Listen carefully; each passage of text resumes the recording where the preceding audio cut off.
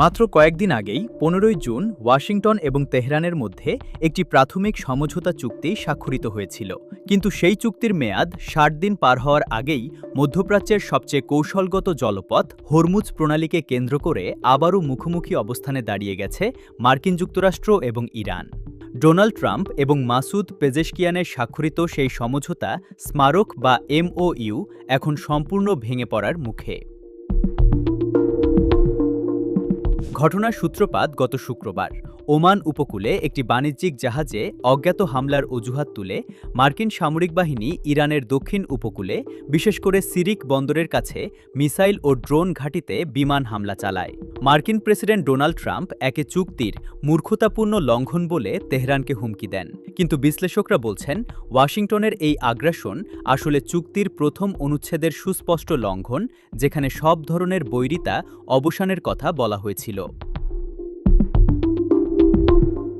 মার্কিন এই আগ্রাসনের মুখে হাত গুটিয়ে বসে থাকেনি তেহরান। ইরানের রেভলিউশনারি গার্ড অত্যন্ত কঠোর ভাষায় মার্কিনীদের জবাব দিয়েছে। তারা সাফ জানিয়ে দিয়েছে, অঞ্চলে মার্কিন সামরিক স্থাপনাগুলোতে পাল্টা আঘাত হেনেছে ইরান।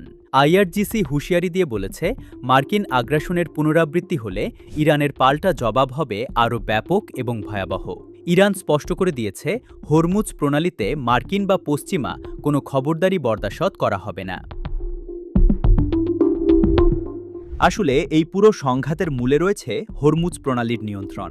ইরান স্পষ্ট জানিয়ে দিয়েছে, এই আন্তর্জাতিক জ্বালানি করিডোরের সার্বভৌম নিয়ন্ত্রণ তেহরানের হাতে এবং তাদের অনুমতি ছাড়া এখানে কোনো বিকল্প রুট চলবে না। যুদ্ধকালীন সময়ে ইরান এই রুট অবরুদ্ধ করায় বিশ্বজুড়ে তীব্র জ্বালানি সংকট তৈরি হয়েছিল, যার রাজনৈতিক মাশুল দিতে হচ্ছে ট্রাম্প প্রশাসনকে। তাই ট্রাম্প চুক্তির দোহাই দিয়ে ফায়দা লুকতে চাইলেও ইরান তার সবচেয়ে বড় ভূরাজনৈতিক টেবিল কার্ড বা আলোচনার হাতিয়ার হাতছাড়া করতে নারাজ। বিশ্লেষকদের মতে, মার্কিনীদের এই একতরফা নীতি এবং ইসরায়েলকে লেবানন দখল করে রাখার পরোক্ষ সবুজ সংকেত এই চুক্তিকে খাদের কিনারায় এনে দাঁড় করিয়েছে। সহিংসতা দিয়ে ইরানকে দমানোর মার্কিন চেষ্টা অতীতেও সফল হয়নি, এবারও হওয়ার সম্ভাবনা কম। ৬০ দিনের এই সাময়িক সমঝোতা কি শেষ পর্যন্ত টিকবে, নাকি মধ্যপ্রাচ্য দেখবে নতুন কোনো মহাযুদ্ধ?